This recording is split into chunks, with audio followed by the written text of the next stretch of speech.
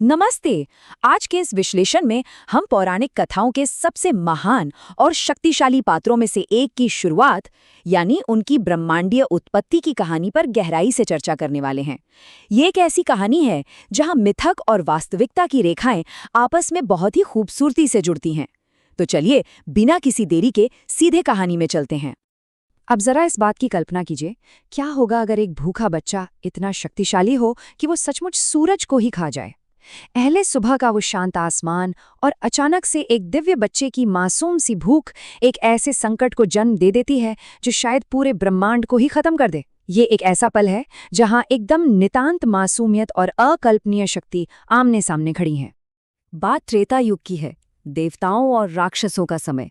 और इसी काल में पवन देव यानी वायु और माता अंजनी के घर एक दिव्य बालक का जन्म होता है। चूंकि ये बालक साक्षात हवा से पैदा हुआ है, तो इसकी शारीरिक शक्ति का तो कोई पैमाना ही नहीं है। लेकिन इस असीम शक्ति के बिल्कुल विपरीत है इस बालक की चंचलता और उसकी नितांत मासूमियत। तो चलिए अपनी इस कहानी के पहले पड़ाव सुनहरे फल की तरफ बढ़ते हैं। ये दृश्य अपने आप में कितना अद्भुत है ना?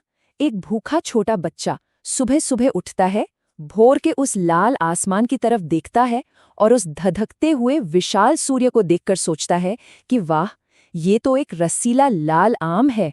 और अपनी उस मासूम भूख में बिना कुछ सोचे समझे वो बच्चा आसमान की तरफ ऐसी छलांग लगा देता है जो हमेशा के लिए इतिहास के पन्नों में दर्ज हो गई।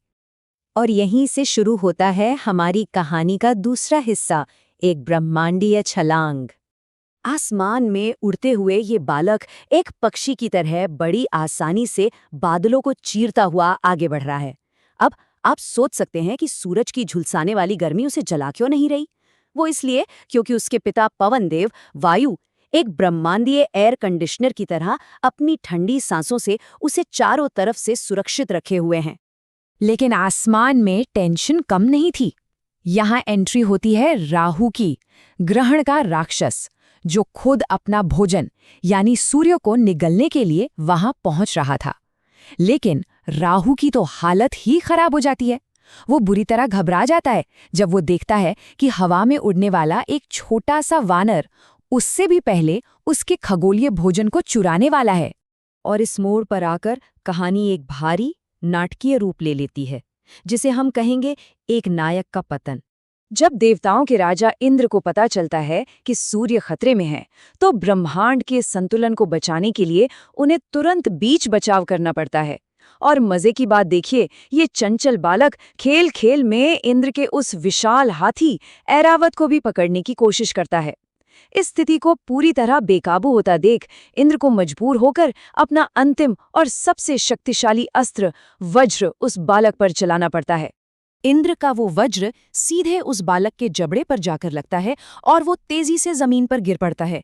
इस दर्दनाक पतन से उस छोटे से बच्चे का जबड़ा टूट जाता है और यहीं से शाब्दिक रूप में जन्म होता है एक महान नाम का, हनुमान। हनु यानी जबड़ा और मान यानी प्रमुख या वाला। सचमुच टूटे हुए जबड़े वाला। इस घटना के बाद जो हुआ वो रोंगटे खड़े करने वाला है। एक श्वासहीन ब्रह्मांड।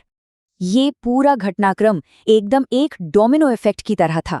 हनुमान की छलांग, फिर इंद्र का प्रहार और अंततः हनुमान का गिरना। लेकिन सबसे विनाशकारी असर तब होता है जब अपने बेटे को लगभग मृत देखकर एक पिता का शोक पूरे ब्रह्मांड पर भारी पड़ जाता है। वायुदेव गहरे दुख और क्रोध में आकर पूरी सृष्टि से हवा वापस खींच लेते हैं। अचानक पूरे ब्रह्मांड का दम घुटने लगता है, सब कुछ एकदम रुक जाता है। और ये बात बहुत ही शानदार तरीके से ये दर्शाती है कि उस समय देवताओं के बीच कितनी भयानक हताशा रही होगी। बिना हवा के प्राणियों के शरीर में जोड़ खिसकने लगे थे, पवित्र अनुष्ठान रुक गए थे और पूरा जीवन एक बेजान लकड़ी के तख्ते के समान हो गया था। पूरी सृष्टि बस खत्म ही होने वाली थी। लेकिन फिर कहानी एक विजयी मोड़ लेती है, अजय का जन्म। हवा को वापस लाने के लिए घबराए हुए ब्रह्मा जी बच्चे को पुनर्जीवित करते हैं और फिर तो जैसे वरदानों की एक झड़ी लग जाती है। जरा सुनिए। इंद्र कहते हैं कि वज्र का इस पर कोई असर नहीं होगा।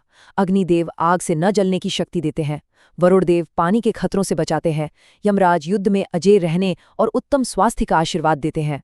ब्रह्मा जी सभी दिव्य अस्त्रों से सुरक्षा देते हैं और सूर्यदेव उसे अविश्वसनीय वाक्पटुता और तेज प्रदान करते हैं। सच में, एक छोटी सी दुर्घटना ने ब्रह्मांड के सबसे शक्तिशाली और अजेय प्राणी को जन्म दे दिया।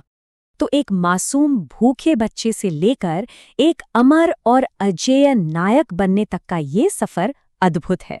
हनुमान अब केवल एक शक्तिशाली वानर नहीं रहे, बल्कि एक ऐसे रक्षक बन चुके थे जिन्हें आगे चलकर ब्रह्मांड में एक बहुत बड़े उद्देश्य को पूरा करना था।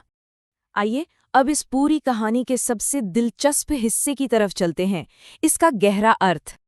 अब जो बात वास्तव में चौंकाने वाली है वो ये है कि अद्वैत वेदांत दर्शन इस पूरी घटना को कैसे देखता है। बाहर से देखने पर ये बस एक बच्चे की छलांग लगाकर फल खाने की कहानी है, लेकिन दार्शनिक नजरिए से ये जीव यानी हमारी आत्मा की कहानी है, जो माया यानी भ्रम की सीमाओं को पार करके ब्रह्म यानी सर्वोच्च ज्ञान को प्राप्त करने की कोशिश कर रही है। ये सच में इस कहानी का सबसे बड़ा आहा मोमेंट है। यह हमें सिखाता है कि सर्वोच्च ज्ञान को अचानक से एक ही बार में निगला नहीं जा सकता। ज्ञान के मार्ग पर चलने के लिए अनंत जिज्ञासा चाहिए, लेकिन साथ ही धैर्य भी जरूरी है। इंद्र का वो प्रहार कोई सजा नहीं थी, बल्कि एक क्षमता की एक जरूरी परीक्षा थी। और अंततः जिस सूर्य को हनुमान निगलना चाहते थे, वही सूर्य आगे चलकर उनके परम गुरु बने। तो अंत में ये कहानी हमें सोचने पर मजबूर कर देती है। क्या सच्ची आध्यात्मिक बुद्धि या ज्ञान प्राप्त करने के लिए हमें भी एक बच्चे की तरह निडर होकर जिज्ञासा दिखानी चाहिए, भले ही उसमें एक बार गिरने और चोट खाने का जोखिम क्यों न हो? जरा सोचिए, एक साधारण सा प्रतीत होने वाला ये मित्रक परम ज्ञान प्राप्त करने का पूरा ब्लूप्रिंट अपने भीतर समेटे हुए है। और यही इस महाकाव्य की सबसे खूबसूरत सच्चाई है।